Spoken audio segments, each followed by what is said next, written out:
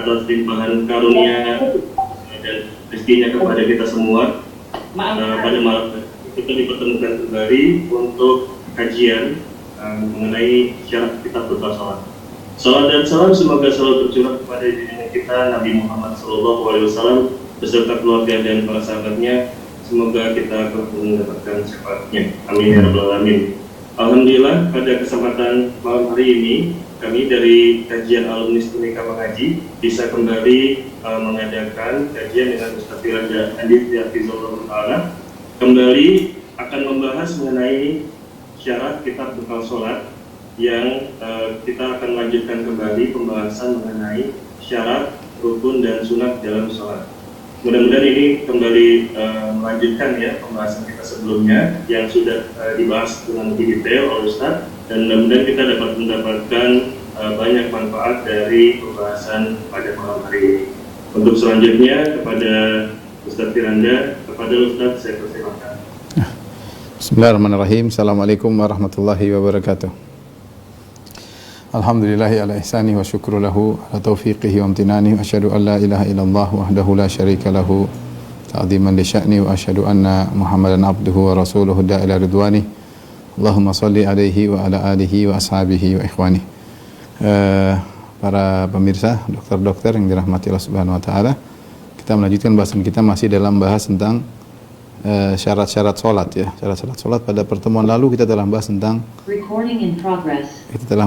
syarat yaitu waktu sholat.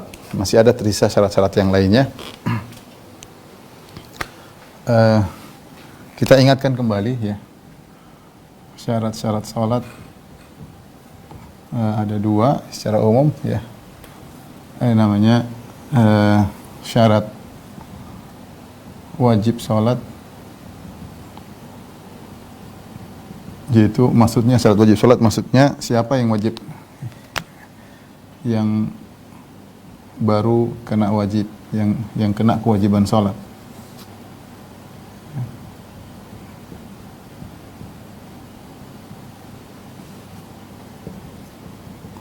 Ada 3 syaratnya. Yang pertama adalah muslim, kemudian balik,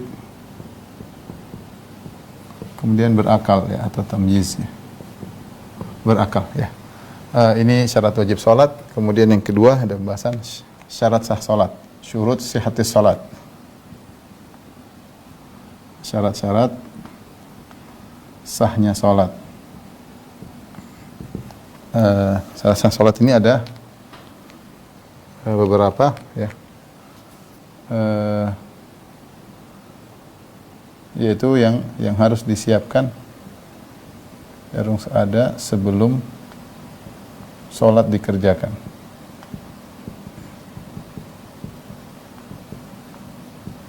Di antaranya adalah masuknya waktu sholat. Ini sudah kita jelaskan pada pertemuan lalu. Ini sudah dijelaskan.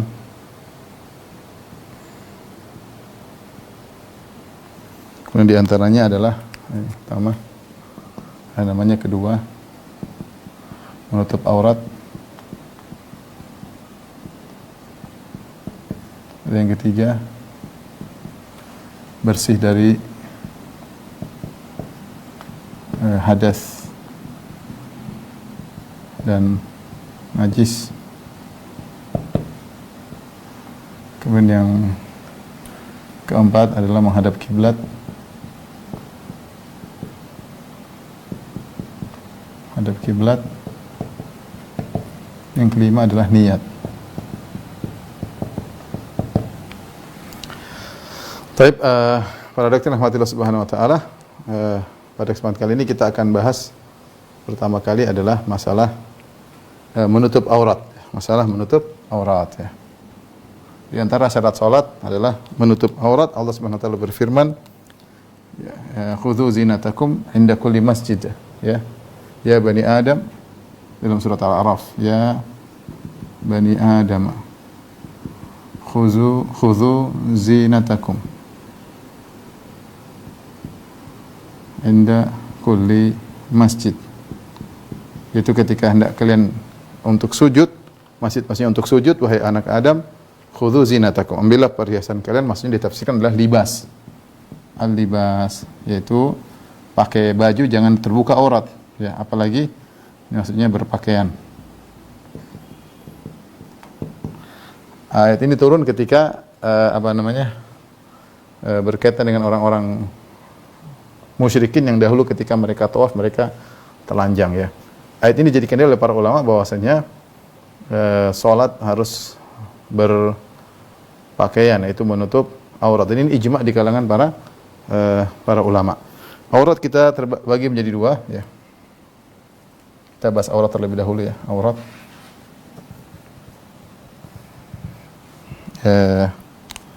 aurat lelaki, al-aurah, ya. Lelaki, wanita. Aurat lelaki di luar salat, di dalam salat.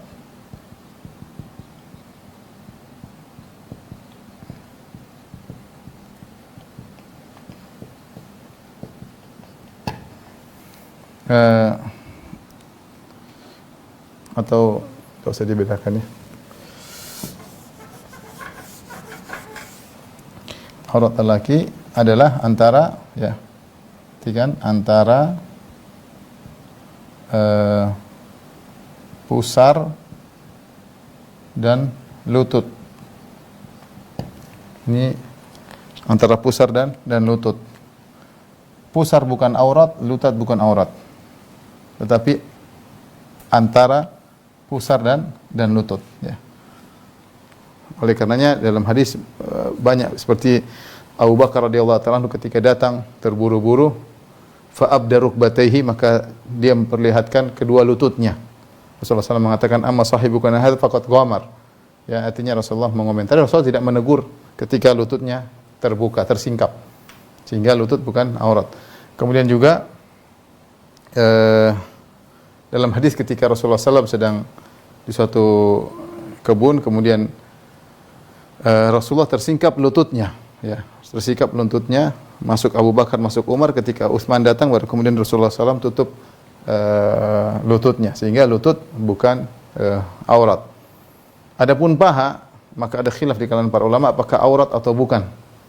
Ada khilaf di kalangan para ulama. Jelas lutut bukan aurat, pusar bukan aurat, paha ada khilaf di kalangan para ulama. Hati-hatinya, ya.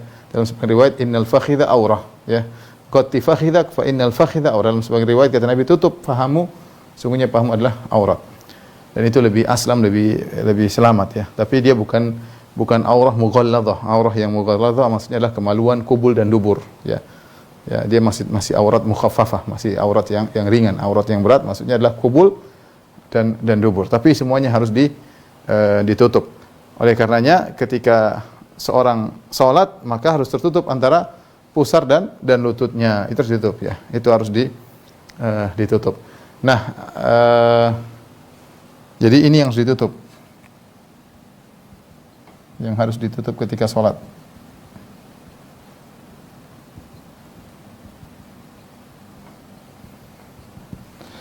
Ulama Hanabilah menambah, dan ini termasuk mufradatnya Hanabilah. Mufradat itu pendapat yang dia bersendirian. Ulama Hanabilah diselisih oleh mazhab-mazhab yang lain. Ya, ada sekarang buat risalah saya punya, ya, ada sekitar mungkin 10 jilid tentang al-mufradat, tentang mufradatnya ulama mazhab Hambali, yaitu di antara maksudnya mufradat itu pendapat yang tiga mazhab yang lainnya tidak menyamainya. Dia punya pendapat sendiri menyelisih tiga mazhab yang lainnya.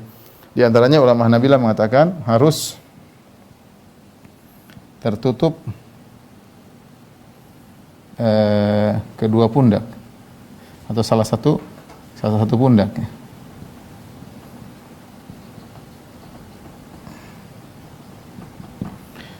Ini menurut Hanabilah, ya. Maka ini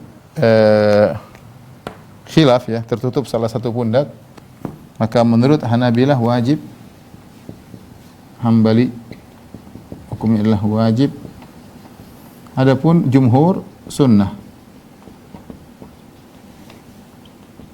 Jumhur mengatakan hukumnya sunnah. Kan dalam hadis Rasulullah SAW mengatakan la yusalli ahadukum ya wa laysa ala fi thawbil wahid wa laysa ala atiqihi syai' ya. Janganlah salah seorang kalian salat dengan satu baju sementara tidak ada di pundaknya sesuatu pun ya. Tapi yang rajih wallahu a'lam bishawab pendapat jumhur ya, pendapat jumhur karena dalam hadis Rasulullah SAW mengatakan kepada seorang sahabat, kalau kau punya baju luas ya, maka gunakan tutup atas dan bawah. Jika kau punya baju sempit, fattazir bihi, jadikanlah sarung saja. Kata Nabi, jadikanlah sarung saja, sehingga isyarat bahwasanya salat yang penting tertutup pusar dan antara pusar dan lutut ya. Adapun di atas kalau terbuka salat tetap sah. Tentunya ketika kita salat kita pakai baju yang bagus ya. Pakai baju yang bagus ya. Saya dulu punya kawan ya, waktu saya hajian sama dia dari Kashmir. Kashmir saya hajian sama dia, kemudian satu kamar dengan dia. Kebiasaan kawan saya tersebut, kalau dia mau tidur dia sholat witir. Dia sholat witir. Tapi dia sholat, saya pertama lihat saya kaget, dia sholat witir. Dia hanya pakai sarung di bawah. Kemudian dia pakai anduk, cuma anduk kecil. Kemudian taruh di pundaknya begini. Kemudian dia sholat Allahu Akbar. Oh, saya sempat kaget juga. Dadanya kebuka, perutnya kebuka. Ya, yang penting dia memakai kadar minimal sudah sah. Yang penting atasnya tertutup. Kemudian pusar sampai lutut tertutup. Dia sholat. Ya, saya cuma aneh saja. Kalau kita mungkin aneh, kita berusaha pakai baju yang lengkap. Tapi dia mungkin ingin menunjukkan bahwa ini kadar minimal dan ini sah. Ya, kalau secara hukum syar'i sah. Yang penting antara pusar dan lutut tertutup dan ada sesuatu kita letakkan di pundak kita. Ya, kalau sudah ada sesuatu di atas pundak kita, maka semua ulama sepakat tidak jadi masalah. Ini lelaki. Adapun wanita, maka ada hadis Rasulullah SAW mengatakan la yaqbalullah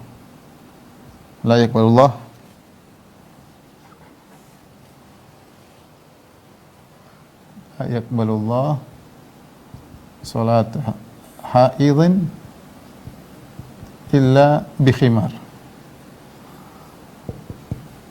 Itu Allah tidak menerima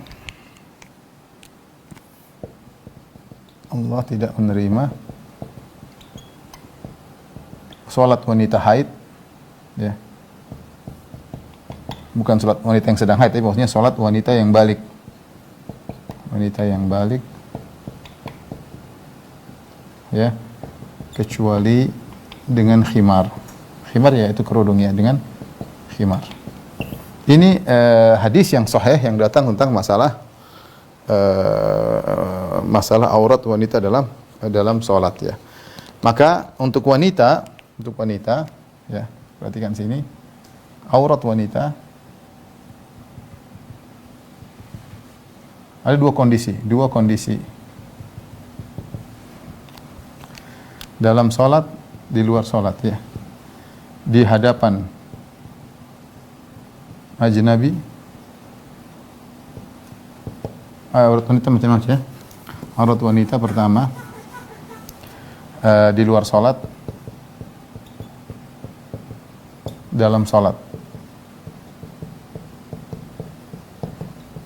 Nah, di luar salat ini dilihat ya. Ada dua kondisi juga. Pertama, di hadapan ajnabi yang bukan mahram, lelaki ajnabi, yaitu bukan mahram. Yang kedua, di hadapan para wanita atau mahramnya.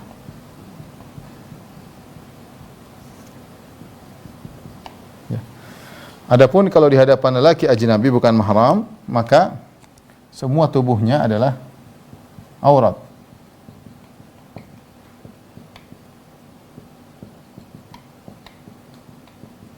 Adalah aurat ya. Kecuali ada khilaf tentang masalah wajah ya. Ada khilaf tentang masalah wajah dan kedua tangan ya. Khilaf masalah tentang wajah wanita Ya, aurat atau bukan ya. Aurat atau bukan. Ini tentu ada perbedaan yang kuat di kalangan para ulama. Ada yang mengatakan wajah wanita aurat harus ditutup, ada yang mengatakan wajah wanita bukan aurat, boleh dibuka, lelaki yang menundukkan pandangan. Ya, ini tapi di luar salat. Adapun kalau di hadapan wanita yang lainnya, maka aurat atau mahramnya, auratnya seperti aurat lelaki. Auratnya seperti aurat lelaki, yaitu antara pusar hingga lutut. Maksudnya apa? Maksudnya bukanlah wanita kalau di rumah di depan mahramnya atau di depan para wanita yang lain kemudian dia hanya berjalan hanya menutup pusar sampai lutut. Enggak, tentu dia pakai pakaian kesopanan, adab. Tetapi seandainya dia butuh untuk mengeluarkan dadanya atau payudaranya untuk menyusui anaknya misalnya, atau untuk diperiksa misalnya oleh wanita lain atau mahramnya, tidak jadi masalah karena itu bukan aurat bagi mahramnya dan juga bukan aurat bagi wanita yang lain ya. Dan wanita di sini pendapat yang lebih rajih umum, mencakup wanita muslimah dan wanita kafirah. Karena dulu wanita Yahudiyah masuk ke rumah istri Nabi Aisyah radhiyallahu taala anha, tidak disebutkan Aisyah kemudian berhijab. Jadi hukumnya sama. Hukumnya sama. Jadi aurat wanita sama antara lelaki dengan lelaki, sama dengan wanita dengan wanita, yaitu antara pusar sampai lutut. Namun bukan, sekali lagi bukan maksudnya wanita di rumahnya cuma pakaian segitu, enggak. Artinya kalau dia membutuhkan untuk membuka bagian tubuh misalnya payudaranya atau bagian perutnya karena ada keperluan, maka itu tidak jadi masalah ya, karena itu bukan aurat. Nah, yang jadi masalah sekarang aurat wanita dalam salat.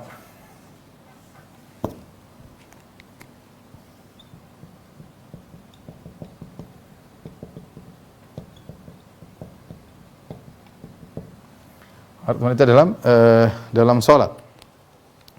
Maka ini ada beberapa ada 3 anggota, misalnya kepala, kemudian tangan, kedua kaki.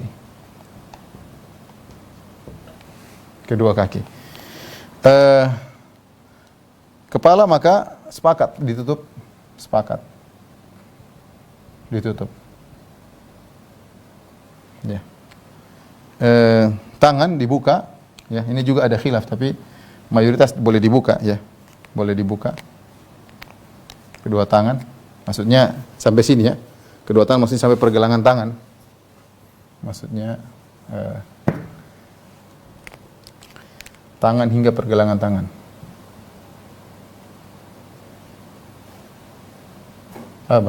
Ini bahasa Indonesianya apa?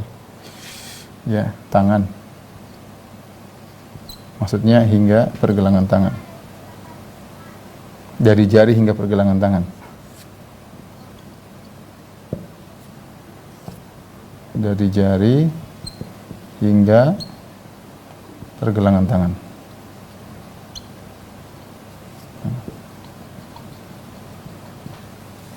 Maka ini dibuka. Ini dibuka. Boleh dibuka. Ya. Saya lupa lagi wajah, ya. Wajah. Maka ini dibuka.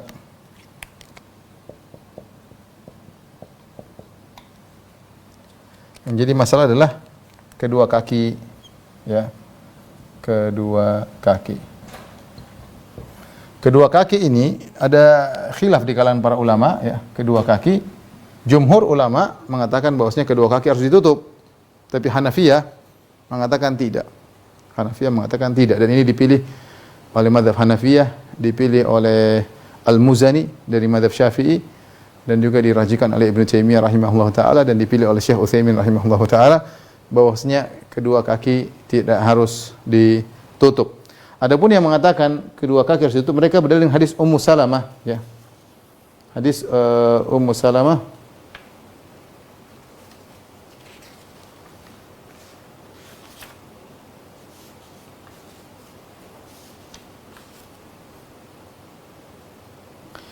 saya bacakan Ummu Salamah bertanya kepada Nabi, annaha sa'alatin Nabi sallallahu alaihi wasallam, "Atusalli al-mar'atu fi dir'in wa khimarin laisa 'alaiha izar?"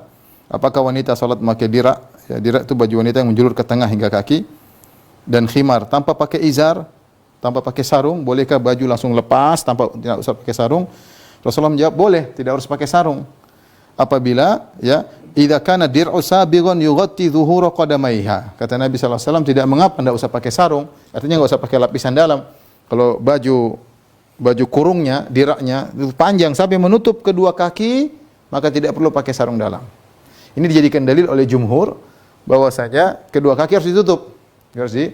Kedua kaki harus ditutup karena Nabi mengatakan kalau baju kurungnya sudah panjang sampai menutup kaki, maka tidak perlu pakai sarung. Berarti kedua kaki harus ditutup. Ini dalil jumhur. Namun hadis itu dipermasalahkan oleh para ulama, dan yang rajih hadis tersebut tidak sampai kepada Nabi sallallahu alaihi wasallam. Artinya dia mauquf, hanya sampai pada Ummu Salamah, sehingga tidak bisa dikatakan hadis yang sahih. Artinya bukan sabda Nabi sallallahu alaihi wasallam. Dijelaskan oleh para ulama ahli hadis. Sehingga dalam hal ini wallahu alam bisawab, tentunya kita sepakat kalau kaki ditutup, maka lebih afdal. Kalau kaki ditutup maka lebih afdal. Ini khilaf ya. Kedua kaki khilaf. Jumhur mengatakan harus ditutup, Hanafiyah mengatakan tidak. Ya. Tapi kalau ditutup tentu lebih afdal.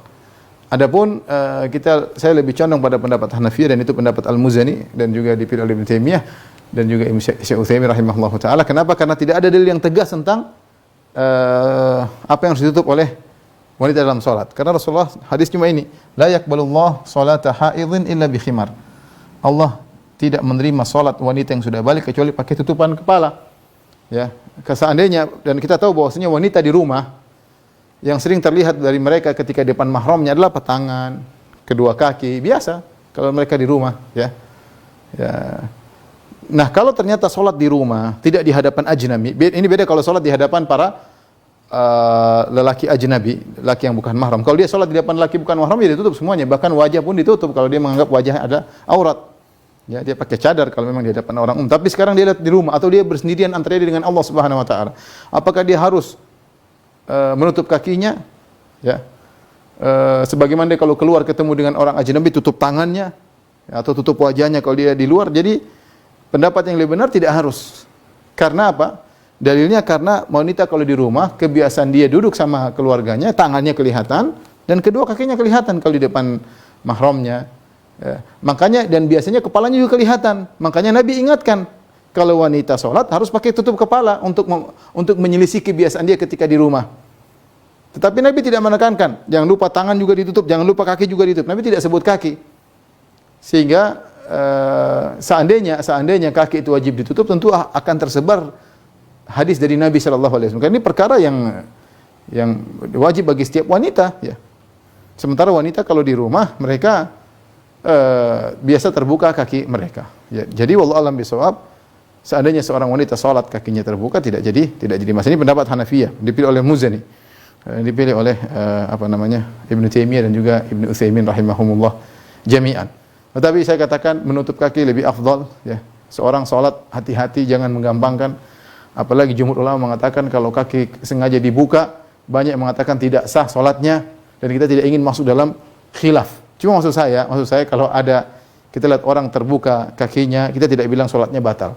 Karena pendapat yang lebih rajih tidak batal. Makanya banyak saya ditanya oleh jemaah haji ketika mereka pergi ke Masjid Nabawi, mereka dapati banyak orang sholat kakinya terbuka. Mereka bilang gimana nih? Ya, itu mazhab Hanafi. Karena India, Pakistan, Bangladesh semuanya Hanafi. India, Pakistan, Bangladesh mereka Hanafi dan mereka kaki terbuka, nggak ada masalah. Beda kalau kita mazhab Syafi'i harus tertutup. Kalau kebuka sholat tidak sah. Ya, mazhab Syafi'i kalau tertutup, kalau terbuka kaki tidak sah. Sekali lagi, kalau kita ditanya dari sisi dalil, maka saya lebih cenderung pada pendapat Hanafiyah bahwasanya kedua kaki tidak harus ditutup dalam sholat, karena nggak ada dalilnya.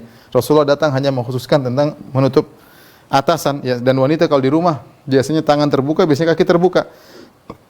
seandainya tangan dan kaki harus ditutup atau kaki harus ditutup, tentu telah datang hadis Nabi secara khusus tentang masalah ini karena masalah penting, masalah keseharian wanita salat dan berkaitan dengan banyak wanita. Namun tidak ada hadis yang berkaitan dengan ini, maka tidak mungkin kita menganalogikan dengan kondisi wanita di luar rumah. Ya, tentu berbeda kalau di hadapan orang ajnabi, ya.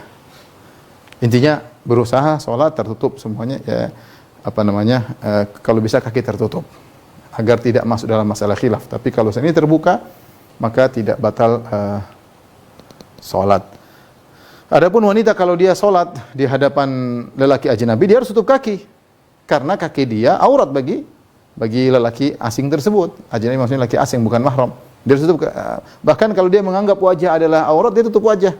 Tapi kalau dia sendiri, dia buka wajahnya, kakinya terbuka juga boleh, meskipun lebih baik ditutup. Ya, seorang berusaha ihtiyat, hati-hati, lebih baik ditutup kakinya daripada masuk dalam kancah khilaf. Wallahu alam bisawab. Ini mengenai aurat. Mengenai wajah yang dibuka, ya sama, kita buka wajah, ya. Wajah. Kalau ada wanita kemudian misalnya artinya ini wajah dibuka, mungkin Ustaz, bagaimana kalau kelihatan dagunya sedikit? Sesuatu yang dimaafkan, ya. Sesuatu yang dimaafkan, ya. Artinya tidak ada dalil nas yang tegas tentang masalah ini, bahwasanya kalau kelihatan leher banyak begini akan batal. Dan para sahabiat dulu tidak sampai sedetail seperti itu. Lagi pula kalau aurat terlihat sedikit, kata para ulama, sedikit, ya, dan itu bukan aurat mughalladhah, maka tidak membatalkan salat, Kita katakan untuk hati-hati para ibu-ibu kalau salat, jangan kelihatan dagunya, berusaha nutup sampai sini, berusaha. Tapi kalau sini kelihatan, kita tidak bisa mengatakan salatnya batal. Karena bilang batal butuh dalil. Ya.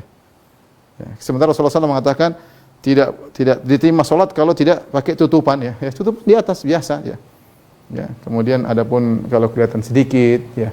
Ya berusaha, tidak berusaha dagu tidak kelihatan karena wajah cuma sampai di sini. Yaitu jangan sampai rambut kelihatan, dagu kalau bisa juga tertutup. Tapi kalau misalnya kelihatan sedikit begini, tidak bisa kita katakan salat itu batal. Mudah-mudahan itu dimaafkan oleh Allah Subhanahu wa taala, ya. Wallahu a'lam bishawab. Tolong dihapus.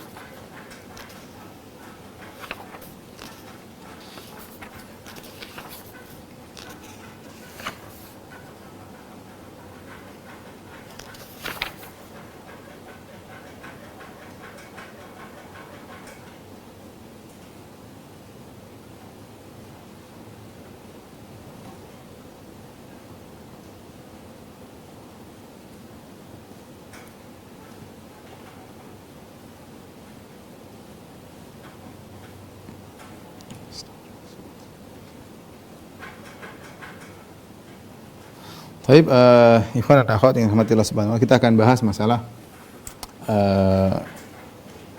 syarat yang berikutnya adalah menghadap kiblat, ya, menghadap kiblat.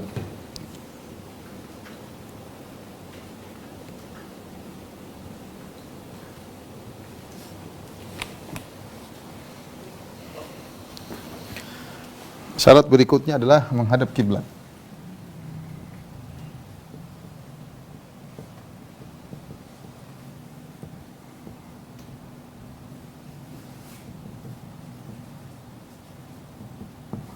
Menghadap kiblat, ya. Menghadap kiblat ada dua kondisi, ya. Di hadapan Ka'bah,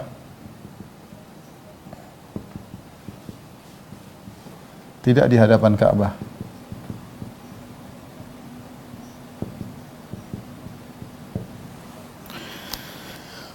Di hadapan Ka'bah, maka sepakat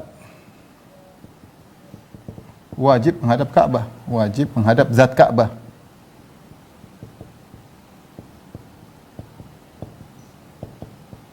Menghadap zat Ka'bah. Adapun jika tidak di hadapan Ka'bah, maka dua kondisi juga.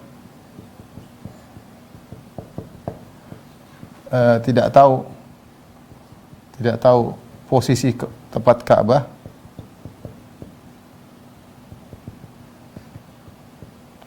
bisa tahu posisi tepat Ka'bah.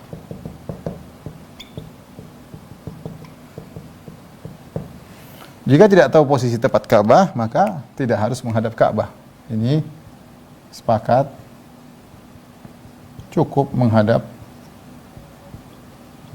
arah Ka'bah, ya. Tidak harus zat Ka'bah. Seperti di Indonesia, yang penting menghadap barat. Ya sudah, Ka'bah daerah barat. Tidak harus persis tahu, karena kita nggak tahu, ya. Kita nggak tahu secara persis di mana. Kira-kira aja. Ini kalau nggak tahu. Tapi bagaimana kalau kita tahu posisi tepat? Kita bisa tahu posisi tepat Ka'bah. Makanya ada khilaf di kalangan para ulama. Khilaf. Dua pendapat. Yang pertama mengatakan kalau tahu, bisa tahu, maka harus berusaha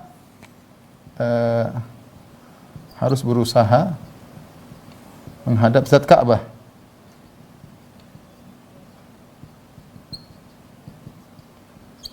Pendapat yang kedua, tetap tidak harus. Tetap yang harus hanya arah kiblat, hanya arah Ka'bah. Ya. Tidak harus zat Ka'bah. Ini dua pendapat, masing-masing ada ulamanya, ya. Salah satu qaul dari mazhab Syafi'i mengatakan demikian, ada pendapat yang mengatakan begini. Imam Ahmad mengatakan tidak harus menghadap zat Ka'bah selama Ka'bah tidak di depan kita, ya. Ka'bah tidak di depan kita. Wallahu a'lam bishawab, saya lebih cenderung pada pendapat ini. Saya sebutkan khilafnya di situ, bahwasanya kalau kita tidak di hadapan Ka'bah tidak harus, meskipun kita tahu posisinya.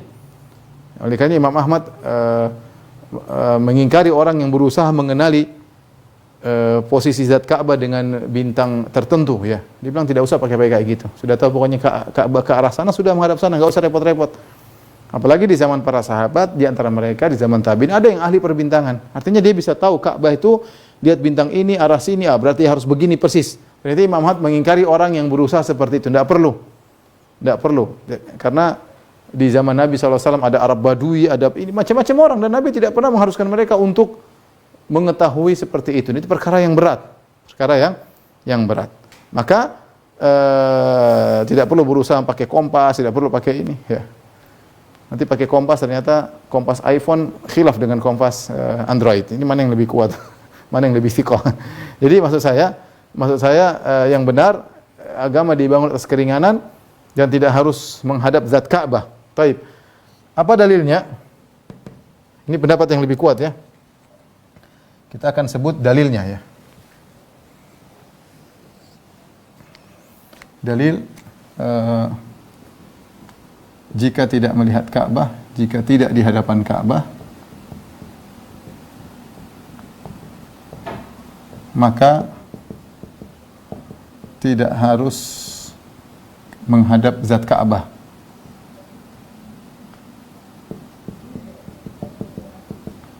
Tapi cukup arahnya. Kita bagi dua, pertama dalil naqli, dalil aqli, ya. Pertama adalah ad-dalil an-naqli, kemudian dua ada dalil aqli. Secara akal, ini secara nas. Adapun secara nas, ya, banyak di antaranya Allah berfirman, qad nara taqalluba wajhika fis sama' falanuwalliyannaka qiblatan tardaha fawalli wajhaka syatral masjidil haram. Kata Allah, fawalli wajhaka syatral masjidil haram. Syatr, kata mereka, syatr, arahkan wajahmu ke arah. Syatr ini syatra, ini artinya tijaha, yaitu ke arah. Jadi tidak harus zat, yaitu ke arah Masjidil Haram. Lagi pula Masjidil Haram ini bisa diartikan tanah haram, bisa diartikan kota Mekah, banyak kemungkinan. Jadi tidak harus langsung kepada Ka'bahnya, ya. Ini pendapat dalil yang pertama. Dalil yang kedua, Rasulullah SAW mengatakan baina masyriq wal maghrib qiblah. Ini Nabi mengatakan antara timur dan barat adalah kiblat. Adalah kiblat. Ini Nabi berbicara tentang posisi penduduk kota Madinah, karena kota Madinah, Makkah itu di selatan kota Madinah. Jadi mereka menghadap selatan. Mereka menghadap selatan. Perhatikan, kalau kita gambarkan ini utara, selatan, timur, barat. Ya. Ini Madinah, ini Mekah. Ya. Madinah, Mekah. Nah, orang kalau sholat menghadap ke selatan. Nah, kata Nabi SAW, antara timur dan barat adalah kiblat. Ini kiblat semuanya. Artinya, kalau seorang masih menghadap ke sini sedikit, yang penting masih menghadap timur dan barat. Ya, misalnya keminggirannya cuma 20%, 25 derajat, 30 derajat, sampai 45 derajat. Artinya kalau masih begini, masih dikatakan dia menghadap timur atau masih dikatakan yang menghadap selatan.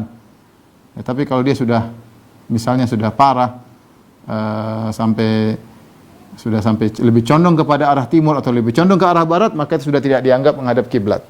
Jadi, wallahu alam, toleransi derajat selama misalnya dia kiblat ke sana, kemudian dia masih 30 derajat, masih 45 derajat, masih oke. Tapi kalau sudah di atas 45, berarti dia lebih cenderung ke arah yang lain. Maka itu sudah tidak dianggap lagi, karena Rasulullah mengatakan ada timur dan barat adalah kiblat.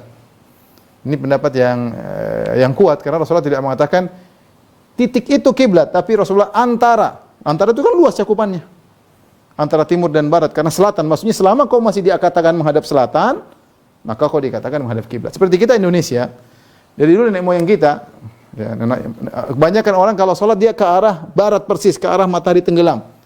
Padahal Ka'bah itu tidak persis di Indonesia, tidak persis di matahari tenggelam, tapi harus ke kanan 25 derajat. Sekitar itu saya juga kurang tahu, tapi kira-kira 25 derajat atau 20-an derajat ke arah kanan dari posisi matahari terbenam. 20 derajat cukup jauh ya, 20 derajat cukup jauh ya. Kalau lari sudah mungkin ke Mesir, bukan ke Mekah lagi ya, sudah beloknya jauh. Kalau semakin tarik jauh entah lari kemana ya. Tapi intinya maksud saya tidak jadi masalah, karena Nabi mengatakan antara timur dan barat. Selama kau tidak dianggap menghadap ke arah lain, masih arah sekitar di sebelah kanan sedikit, sebelah kiri sedikit, masih dimaafkan. Toleransinya saya pikir 30 derajat, 40 derajat masih oke. Karena Rasulullah mengatakan demikian. Ini dalil yang berikut. Dalil berikutnya, Rasulullah SAW bersabda, hadis Abi Sa'id Al-Khudri radhiyallahu anhu, kata Nabi sallallahu alaihi wasallam, "Idza ataitumul ghaid fala tastaqbilul kiblat wala tastadbiruha walakin syarriku aw gharribu." Kata Nabi SAW, jika kalian mendatang, ini kembali kepada penduduk kota Madinah. Kata Nabi, jika kalian, wahai penduduk kota Madinah yang kiblat kalian di selatan, kalau kalian buang air besar, buang hajat, maka jangan kalian menghadap kiblat dan jangan juga membelakanginya. Tapi kemana? Ke arah timur dan arah barat. Ya, kata Nabi, ke arah timur dan arah barat. Supaya tidak hadap kiblat, perhatikan maknanya, kata Nabi, jangan kalian menghadap kiblat dan jangan belakangi kiblat. Terus Nabi kasih solusi, syarriku aw gharribu, ke timur atau ke barat. Jadi supaya tidak menghadap kiblat, Rasulullah suruh menghadap timur, menghadap barat. Ya, berarti selama tidak menghadap timur, selama tidak menghadap barat, berarti masih mendepan atau membelakangi kiblat, masih menghadap kiblat. Dan para ulama sepakat kiblat yang dimaksud dalam larangan buang hajat ini sama dengan kiblat yang diperintahkan kita untuk sholat, kiblatnya sama. Jadi saya ulangi lagi, ini selatan. Kalau ikut penduduk kota Madinah menghadap selatan ya. Misalnya ini selatan, kalau sholat menghadap selatan. Nah, kalau buang hajat tidak boleh kita menghadap kiblat, tidak boleh juga membelakangi kiblat, enggak boleh. Solusinya bagaimana? Kata Nabi SAW, walakin syarriku aw gharribu. Caranya bagaimana? Hadap timur persis, nah ini sudah selamat. Atau menghadap selatan tidak jadi masalah ya. Berarti selain menghadap timur dan menghadap selatan, berarti tidak masih masalah karena masih dianggap kiblat. Mudah-mudahan antum paham maksud saya. Maksud saya solusinya adalah menghadap timur atau menghadap barat, berarti antara timur dan barat itu masih dianggap menghadap selatan. Masih dianggap menghadap ke selatan. Jadi wallahu a'lam bishawab, pendapat ini menunjukkan bahwasanya yang penting adalah arah dan ditoleransi kemiringan, ya. 30 derajat oke, 20 derajat oke ya. Selama tidak dianggap telah berpaling arah. Wallahu alam bisawab. Dan ini dalil secara akli. Dalil secara nakli, dalil nakli, secara akal. Dalil akal. Tadi kita katakan bahwasanya pertama di zaman Nabi banyak orang Arab Badui, banyak orang Badui baru masuk Islam, ya, dan lain-lain banyak ya. Namun tidak ada dalilnya sama sekali Nabi nyuruh mereka harus di depan zat Ka'bah. Namun tidak ada keterangan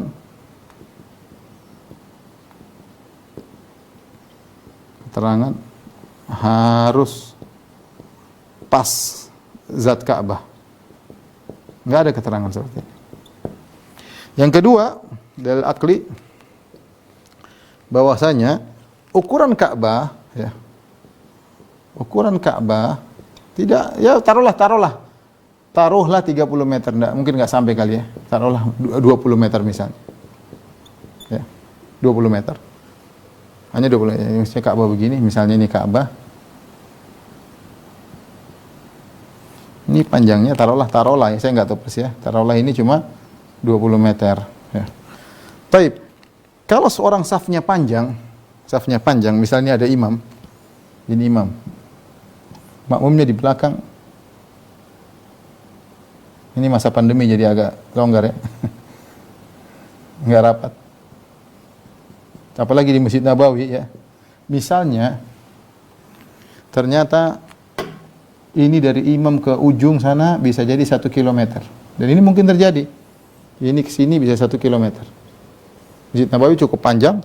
Kalau sholat id, sebelah kanannya panjang, sebelah kirinya panjang, orang sampai sambung-sambung safnya. Bisa dipastikan ujung sini sama ujung sini tidak akan menghadap Ka'bah. Mereka akan, kalau mereka menghadap tentu akan miss ya. Tidak akan menghadap Ka'bah. Tidak akan menghadap Ka'bah. Bisa dipastikan ya. Padahal Ka'bah cuma 20 meter ya, paling cuma imam saja belum tentu, kalau kita tarik garis lurus belum tentu persis sampai ke Ka'bah ya. Lalu ini sebuah dalil bahwa saya menguatkan seorang tidak perlu repot-repot ya, ribut-ribut masalah ini. Sampai harus verifikasi, ribut masjid sampai ribut kanan ke kiri ya. Kalau antum baru bangun masjid, oke lah, carilah yang derajat yang tepat supaya tidak ribut. Atau masjidnya memang terlalu parah. Seperti kita di Indonesia menghadap barat, tahu-tahu masjidnya menghadap utara selatan, ya ini harus dirubah karena ngawur, Ka'bah bukan di sana. Kalau selama dia masih menghadap barat, ada belok kanan dikit, belok kiri sedikit, cuma selisih 30 derajat, 8 derajat, 10 derajat, apalagi enggak ada masalah. Enggak usah diperdebatkan. Kalau pakai harus persis, kalau enggak nanti kurang milih dikit. Repot tidak seperti itu. Kalau ada seperti itu diwajibkan, tentu diriwayatkan dari para salaf. Dan mereka sholat langsung aja taruh begitu. Coba mana iPhone-mu, taruh buka. Terus Android, beda dikit. Mana yang lebih sikoh, bingung. Ini mana ini? Nah, coba ganti program. Programnya sama, hasilnya beda. Oleh karenanya yang penting kita, kalau kita Indonesia yang penting menghadap barat selesai. Ya tidak usah direpot-repotkan ya. Lagi pula sebenarnya saya katakan Imam Ahmad melarang orang yang berusaha mengenali zat Ka'bah dengan melihat bintang. Imam Ahmad mengatakan tidak perlu. Dan dahulu para tabi'in mereka juga ahli perbintangan, mereka juga tidak harus seperti itu. Yang penting arah sudah tepat, sudah selesai. Jangan merepotkan permasalahan. Baik. Ini masalah menghadap kiblat. Tolong dihapus.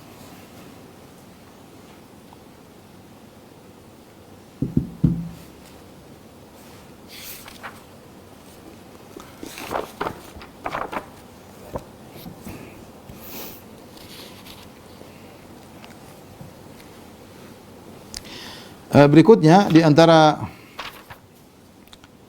syarat salat adalah niat. Syarat salat adalah niat ya. Para ulama berselisih, ada dua pendapat tentang masalah niat. Apakah dia termasuk syarat ataukah dia termasuk rukun? Ya. Sebagian ulama ya, dari sebagian ulama Malikiyah ya menganggap bahwasanya dan juga sebagian ulama Syafi'iyah menganggap bahwasanya niat bukan hanya syarat tapi dia merupakan rukun karena dia bagian daripada salat ya. Ada yang mengatakan niat adalah syarat karena dia sebelum salat, diniatkan sebelum salat. Ala kulli hal tidak ada masalah mau dibilang syarat atau dibilang rukun, sama-sama harus ada niat tersebut. Allah berfirman, "Wa umiru illa liya'budullaha mukhlishina lahuddin." Ya.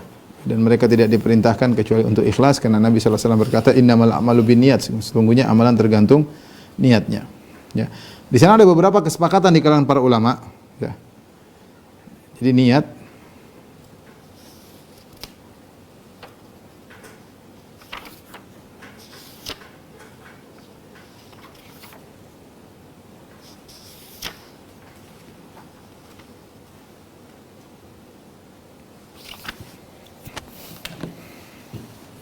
misalnya niat.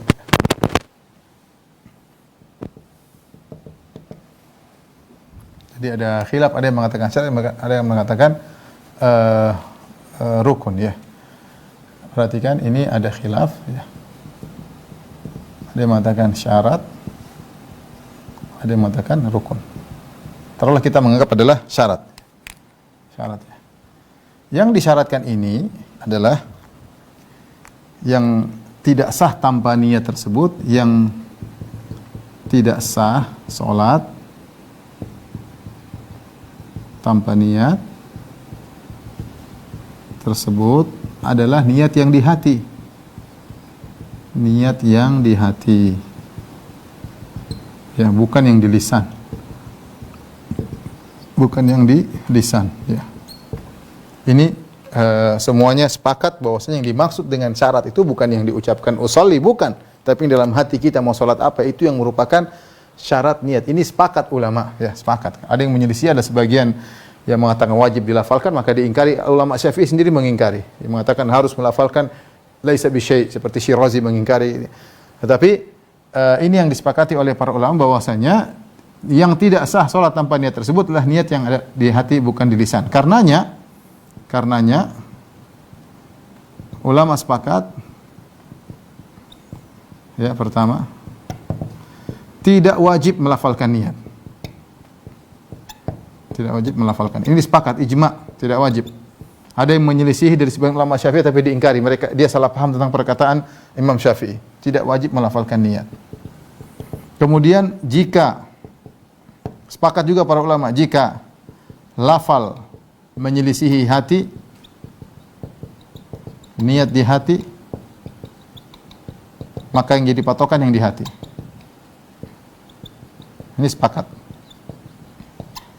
Yang di hati. Contoh, seorang ingin sholat zuhur dalam hatinya, tapi dia waktu ngucapin dia salah.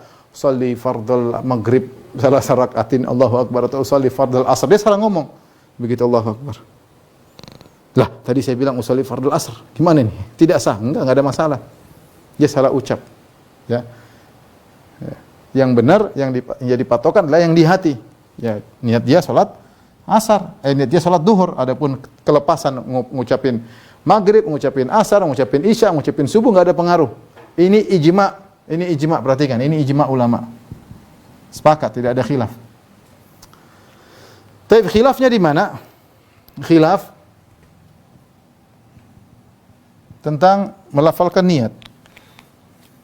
Melafalkan niat, hukum melafalkan niat.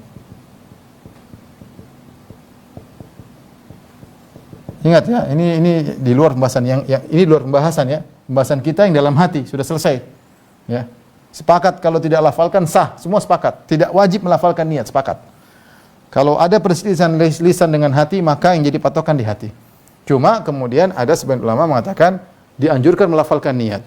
Mereka mengatakan yustahabbu, ya, atau ya, disukai ya, untuk melafalkan niat. Pertama, kenapa para ulama mengatakan jadi ada khilaf, ada yang mengatakan disukai, yustahab, disukai atau dianjurkan.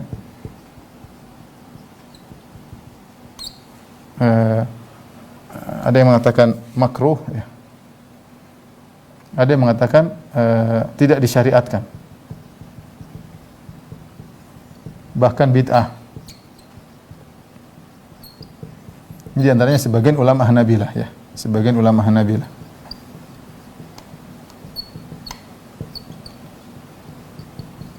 Seperti Ibnu Jauzi, Ibn Taimiyah. Ibn Taimiyah juga menukil dari para ulama Hanabilah. Dan dinukil juga dalam sebagian buku Suyuti, ya, seperti Suyuti dari mazhab Syafi'i. dan juga Suyuti.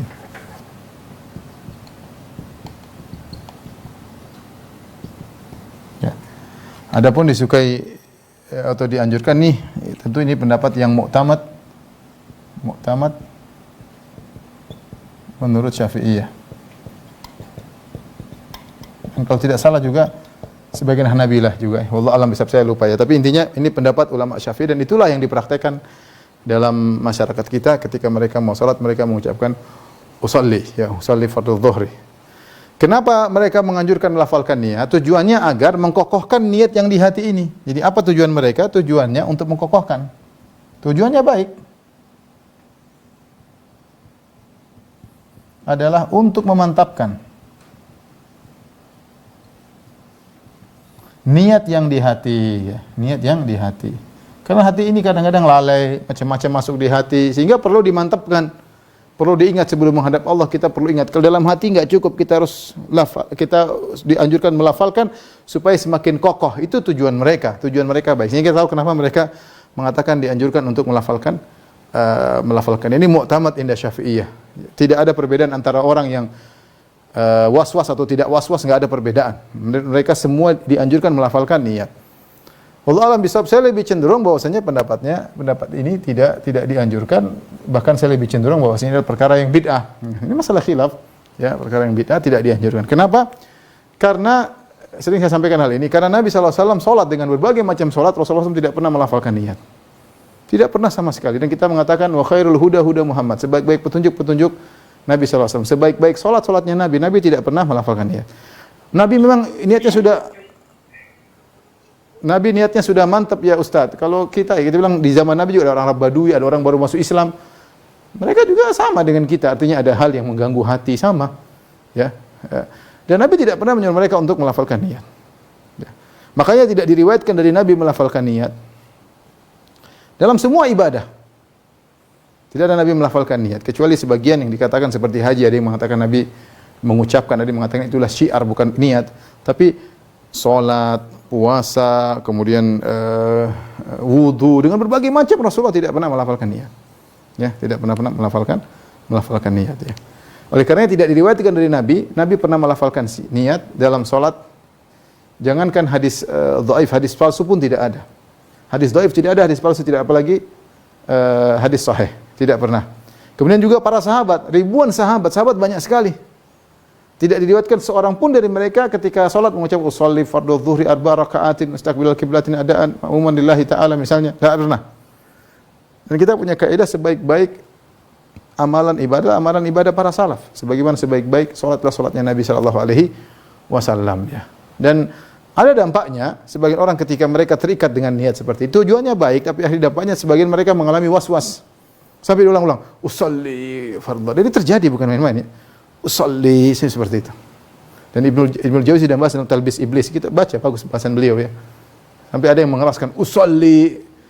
Padahal sebenarnya kalau seorang ingin menjalankan mazhab Syafi'i dalam melafalkan niat, tidak perlu keras-keras, yang penting dia kokohkan usolli. Dia baca sendiri aja dengan sir untuk dirinya. Usolli fardhu dhuhri. Yang penting dia kokoh, bukan dia usolli fardhu dhuhri. Orang sebelah terganggu, ada orang sudah takbir, dengar sebelahnya usolli fardhu dhuhri arba raka'atin, ya, seperti itu.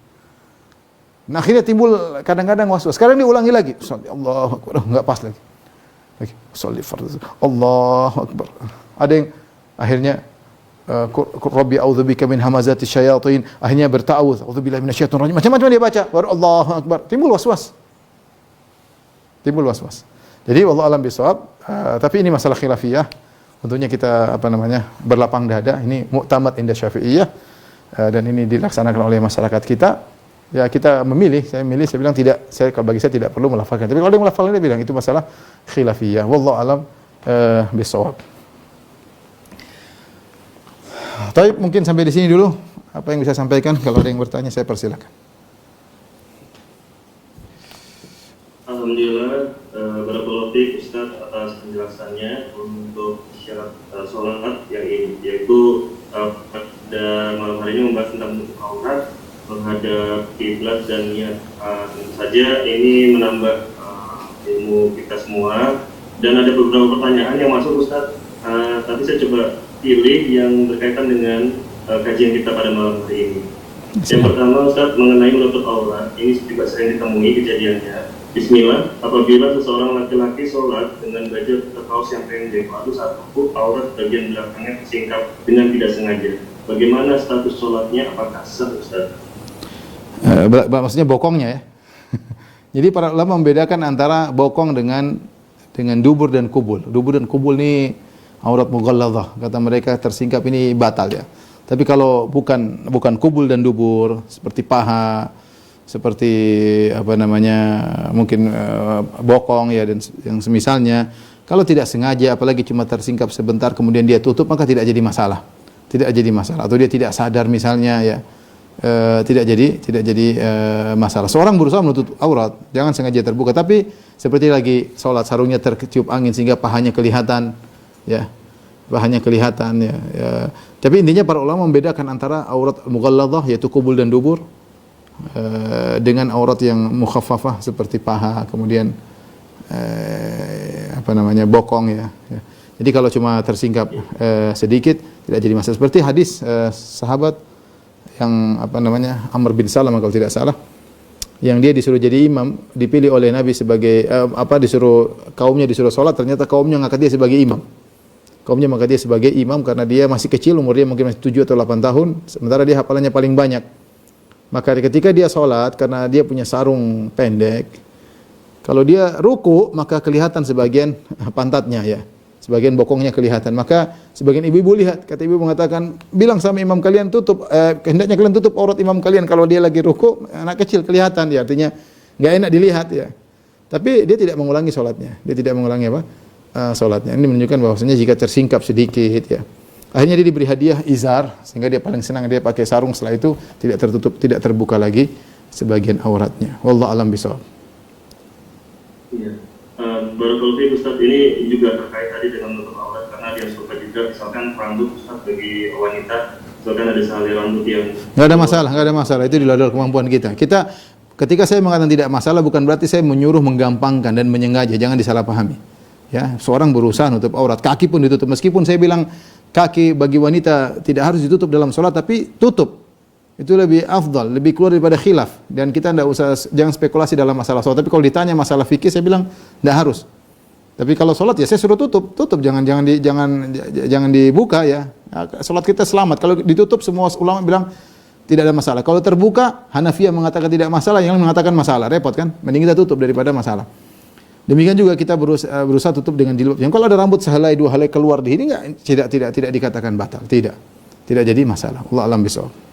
Segera dia perbaiki, lanjutkan sholatnya. Kalau dia sadar akan hal tersebut. Mudah-mudahan bisa menjelaskan bagian pertanyaan mengenai aurat ini.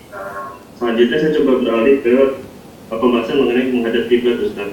Ini ada pertanyaan yang masuk di YouTube. Assalamualaikum Ustaz, izin bertanya, jika saat sakit sholat tidak menghadap ke kiblat karena posisi tempat tidur dan keadaan tubuh dan kaki yang susah untuk bergeser menghadap kiblat, karena riwayatnya ini lututnya sakit karena operasi patah tulang lutut. Sahkah sholatnya, Ustaz? Dia harus menghadap kiblat. Bisa menghadap kiblat dengan begini, bisa kakinya seperti orang tidur kepalanya menghadap kiblat, atau kakinya di arah kiblat kemudian dia sholat begini, harus menghadap kiblat, kepalanya menghadap kiblat sebisa mungkin. Kalau enggak dia dibaringkan dengan kepala menghadap ke kiblat, artinya dia berusaha menghadap kiblat sebisa mungkin. Kalau ternyata tiba waktu sholat tidak ada yang menggeser tempat tidurnya, tidak ada yang merubah posisinya, sementara dia harus sholat maka fattaqullah mastata'tum, bertakwa semampunya. Tapi maksud saya, kalau selama ada yang bisa luruskan posisi, yang bisa memperbaiki posisi, maka wajib. Tidak boleh. Ini bagi orang yang darurat saja, yang ternyata tidak mungkin di rumah sakit, tidak ada yang bisa tolong dia, suster juga pada sibuk, pada ngurusin banyak, pada orang pada meninggal, jadi tidak biasa, sudah dia sholat seadanya, sebisa dia.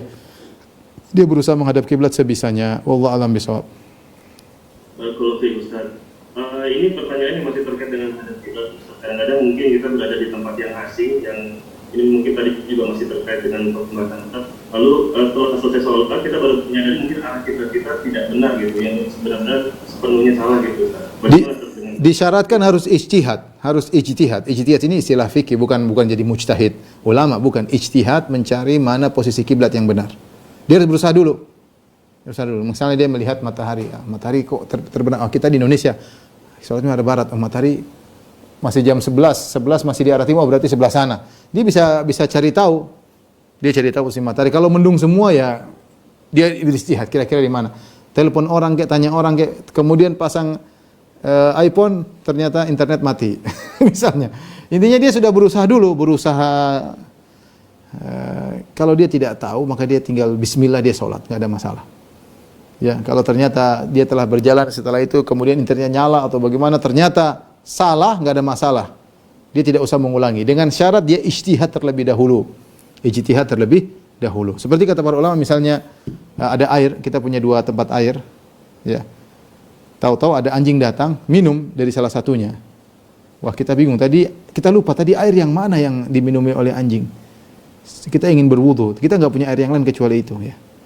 Dan makanya kalau Allah mengatakan harus ijtihad, kira-kira yang mana? Lihat jejak kaki anjing sebelah mana, sehingga kita bisa mengira-ngira air mana yang diminum oleh anjing sehingga tidak boleh digunakan untuk salat. Itu namanya ijtihad, dan itu artinya berusaha untuk mencari mana yang lebih tepat. Kalau seorang sudah berusaha, kemudian ternyata setelah itu ketahuan dia salah, maka tidak perlu mengulang. Tidak perlu mengulang, tapi harus berusaha dulu, entah tanya, entah melihat matahari, entah melihat kondisi, tidak asal-asalan. Wallahu a'lam bishawab. Ya, Ustaz, ini ada pertanyaan beberapa, saya coba menyimpulkan dari yang masuk karena berkaitan dengan sholat berjamaah di masjid. Misalkan dari kondisi bangunannya sendiri yang memang sudah tidak pas gitu Ustaz masjidnya, kemudian imamnya miring sedikit ya sesuai menyesuaikan, kemudian jamaahnya lurus, itu bagaimana? Yang kedua, ada juga yang imamnya miring, jamaahnya lurus. dari masjidnya, ya gimana Ustaz? Hendaknya kita sepakat, tidak ada masalah. Kalau kita memang kita imamnya pingin miring dikit, ya udah kita miring rame-rame, nggak ada masalah, nggak usah ribut lah. Kita berusaha ikut imam, istihad. Imamnya mengatakan enggak, saya harusnya gini. Kita ada miring 5 derajat, 10 derajat, itu udah ikut imam aja, kita berusaha miring. Ya. Jangan sampai imamnya ada sana kurang enak dilihat ya. Meskipun sah dua-duanya, artinya kalau dia meyakini nggak ada masalah, imam menghadap sana, kita sama-sama dianggap menghadap kiblat. Tidak mengapa kalau kita berbicara tentang sahnya sholat tetap sah. Imamnya agak belok 10 derajat ke kanan, imamnya tetap bertahan dengan kondisi bangunan. Karena kalau dibelokkan repot lagi. Bikin ini lagi macam-macam, ada space yang hilang dan macam-macam, sehingga mereka bertahan, imamnya saja yang miring dikit. Tetap sah dua-duanya, tetap sah.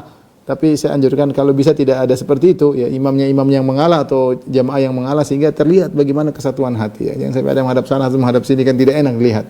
Ya. Tapi tadi kita bilang bahwasanya kalau miring-miring 10 derajat, 20 derajat masih toleransi, enggak ada masalah. Wallahu a'lam bishawab. Ya, barakallahu Ustaz, mungkin itu sudah cukup menjelaskan pertanyaan lain yang serupa ya Ustaz. Selanjutnya mengenai niat Ustaz, ini ada yang bertanya.